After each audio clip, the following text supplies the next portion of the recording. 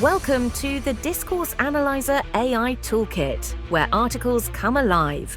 You're listening to the audio version of our article.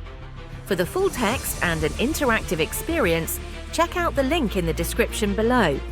Interact with any selection using our AI assistant to enhance your understanding. Let's explore.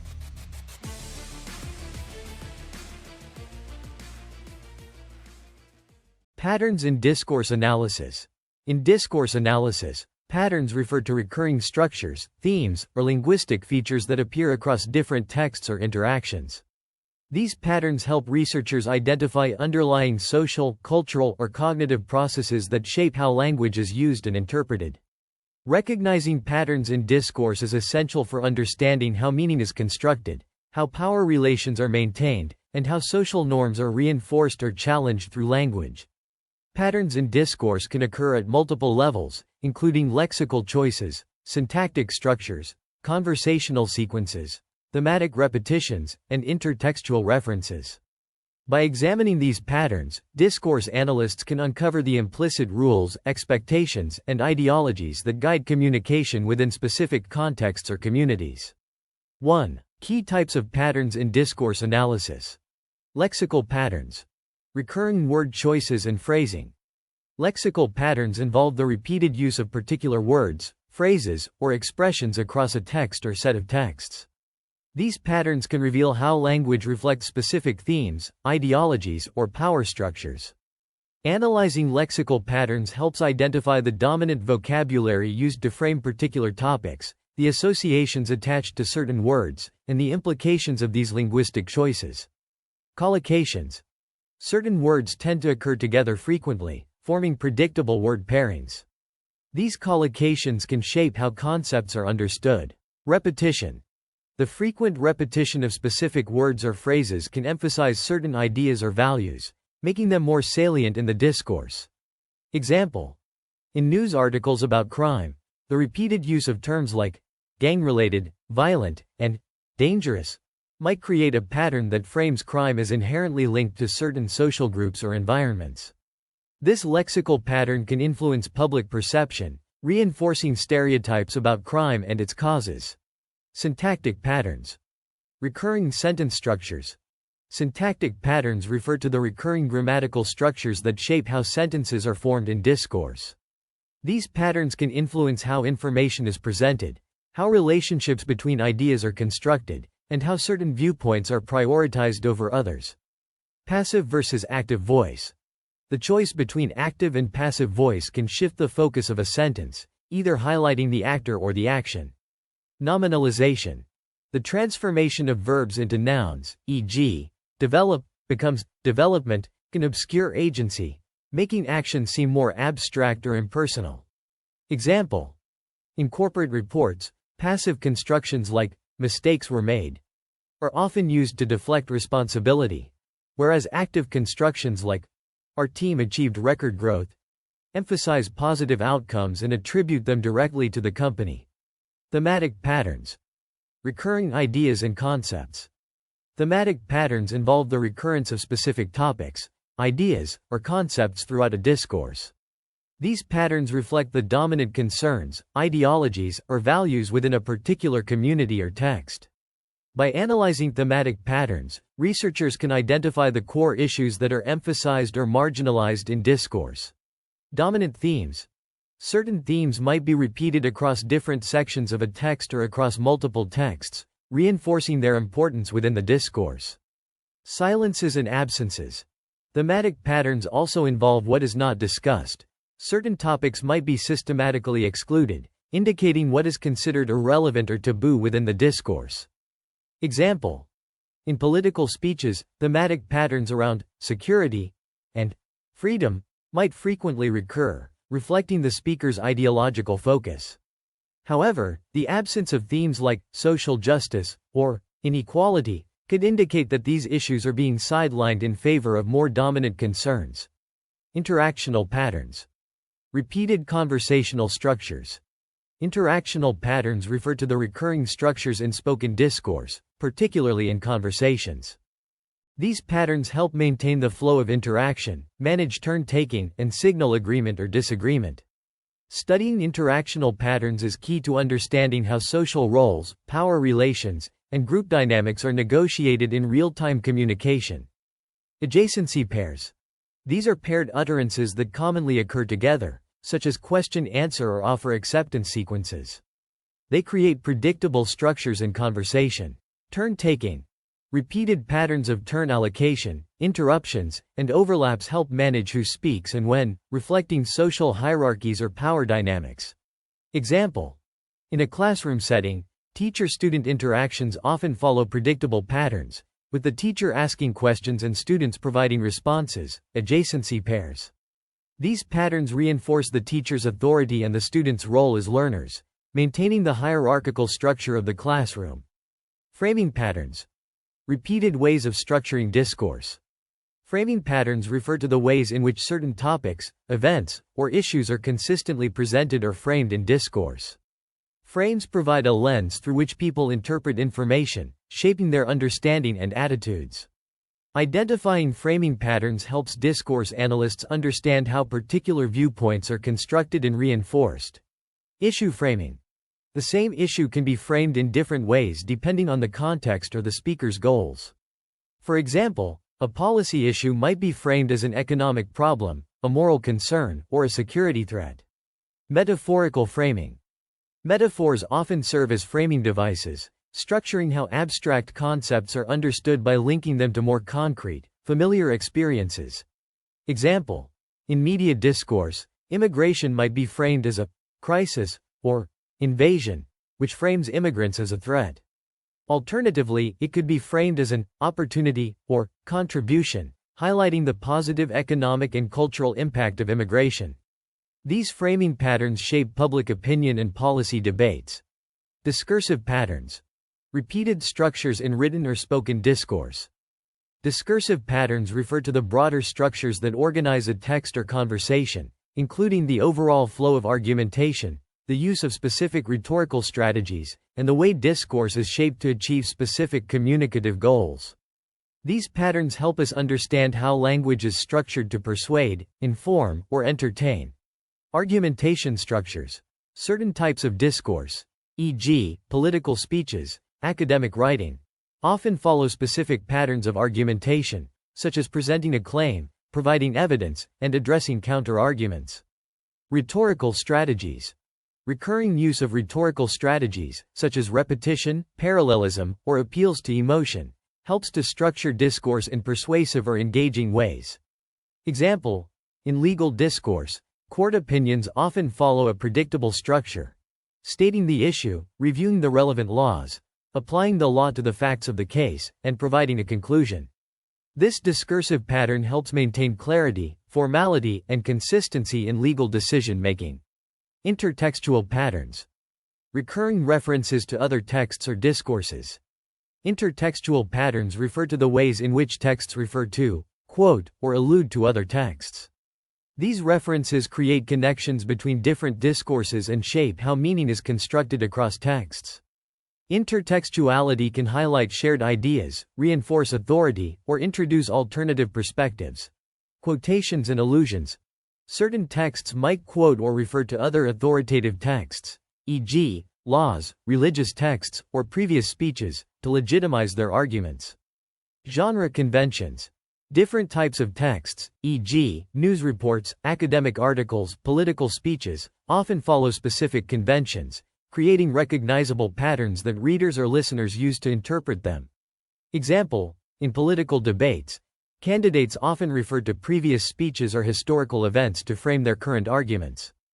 For instance, references to Reaganomics or the New Deal create intertextual patterns that invoke specific historical periods, ideologies, or policies to shape the interpretation of current political proposals. Evaluative patterns. Recurring judgments or evaluations. Evaluative patterns involve recurring expressions of judgment, evaluation, or opinion in discourse. These patterns indicate how speakers or writers position themselves and their audiences with regard to particular ideas, people, or events. Evaluative patterns reflect underlying values and ideologies and contribute to the construction of social identities and relationships. Positive and negative evaluation. Patterns of praise or criticism reveal the speaker's attitude toward the subject matter and can influence how others perceive it. Modal patterns. The use of modal verbs, e.g., must, should, could, often signals evaluations of necessity, possibility, or obligation, contributing to the construction of authority or persuasion in discourse. Example. In a product review, recurring positive evaluative language, e.g., excellent, high quality, top-notch, might create a pattern that establishes the product as desirable. Conversely, a pattern of negative evaluation, e.g., poor, disappointing, defective, would shape the reader's perception of the product as substandard. Point 2. Examples of patterns in discourse analysis. Example 1. Lexical patterns in environmental discourse. Context. Analyzing environmental discourse in news media. Pattern. The frequent use of terms like crisis, urgent, and catastrophe creates a lexical pattern that frames environmental issues as immediate threats. This pattern can contribute to a sense of urgency in the public's understanding of climate change, pushing for more rapid political or social responses. Example 2. Syntactic patterns in corporate communication. Context. Analyzing corporate press releases. Pattern. Corporate press releases often use passive constructions like a decision was made, or changes were implemented, to obscure agency. This syntactic pattern minimizes individual responsibility and shifts focus away from who made the decisions, protecting corporate reputation in the face of controversial changes. Example 3. Thematic patterns in educational discourse. Context. Analyzing classroom discussions. Pattern. In classroom discourse, teachers often emphasize themes of effort, discipline, and participation when discussing student performance. This thematic pattern reinforces a meritocratic view of education, where success is framed as the result of hard work, rather than acknowledging external factors such as social inequality. Example 4. Interactional patterns in workplace meetings. Context. Analyzing power dynamics in workplace meetings. Pattern. In workplace meetings, interactional patterns often reveal how turn-taking is managed by those in authority. Managers may dominate the conversation, while employees speak only when called upon, reflecting a hierarchical structure. Repeated interruptions by managers might further reinforce their control over the interaction. Example 5. Framing patterns in health communication. Context. Analyzing public health campaigns. Pattern. In public health campaigns about smoking cessation, the consistent framing of smoking as a public health crisis, or an addiction, creates a framing pattern that shapes how the issue is understood. This contrasts with a potential framing as a personal choice, which would shift responsibility to the individual rather than viewing it as a systemic issue requiring public intervention. Conclusion. Patterns in discourse analysis are crucial for uncovering the deeper structures and meanings that shape communication. By identifying lexical, syntactic, thematic, interactional, and framing patterns, among others, researchers can reveal how language is used to maintain social norms, construct identities, negotiate power relations, and influence perception. These patterns provide insight into the implicit rules and expectations that govern discourse, helping us understand how meaning is constructed, reinforced, or challenged in different social, cultural, and institutional contexts. Frequently asked questions. What are patterns in discourse analysis, and why are they important? Patterns in discourse analysis refer to recurring structures, themes, or linguistic features across different texts or interactions. They are crucial because they help identify underlying social, cultural, or cognitive processes that shape how language is used and interpreted. By recognizing these patterns, discourse analysts can understand how meaning is constructed, how power dynamics are maintained, and how social norms are reinforced or challenged through language. What role do lexical patterns play in discourse analysis? Lexical patterns involve the repeated use of specific words, phrases, or expressions in a text or set of texts. These patterns reveal how language reflects particular themes, ideologies, or power structures. For example, in media coverage of crime, frequent use of terms like violent and dangerous can frame crime in a way that reinforces stereotypes, influencing public perception and societal attitudes. How do syntactic patterns affect the presentation of information? Syntactic patterns refer to recurring grammatical structures, such as the use of active or passive voice. These patterns shape how information is presented and what is emphasized. For instance, passive voice, mistakes were made, can obscure agency and responsibility, while active voice, our team achieved success, can highlight positive actions. Analyzing syntactic patterns helps uncover how discourse can manipulate focus and accountability. What are thematic patterns, and how do they influence discourse? Thematic patterns involve the recurrence of specific ideas or concepts throughout a discourse, reflecting dominant concerns, ideologies, or values. By analyzing these patterns, researchers can identify which topics are emphasized or marginalized. For example, the frequent focus on security in political speeches indicates an ideological emphasis, while the absence of themes like inequality might suggest that certain issues are being sidelined. How do interactional patterns reveal social roles and power dynamics? Interactional patterns refer to recurring structures in spoken discourse, such as conversational sequences and turn-taking. These patterns help maintain the flow of interaction and manage social roles. For example, in a classroom, teacher-student interactions often follow predictable patterns, reinforcing the teacher's authority. Analyzing these patterns reveals how power relations and group dynamics are negotiated in real-time communication. What are framing patterns, and why are they significant in discourse analysis? Framing patterns refer to the consistent ways in which topics or issues are presented in discourse. Frames act as lenses that shape interpretation and influence attitudes. For instance, media framing of immigration as a crisis versus an opportunity can lead to different public perceptions and policy responses.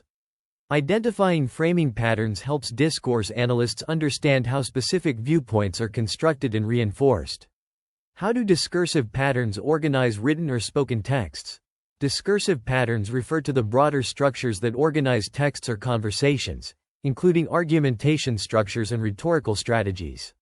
These patterns help to structure discourse in ways that achieve specific communicative goals. For example, legal discourse often follows a structured format: issue, law, application, conclusion, to maintain clarity and formality.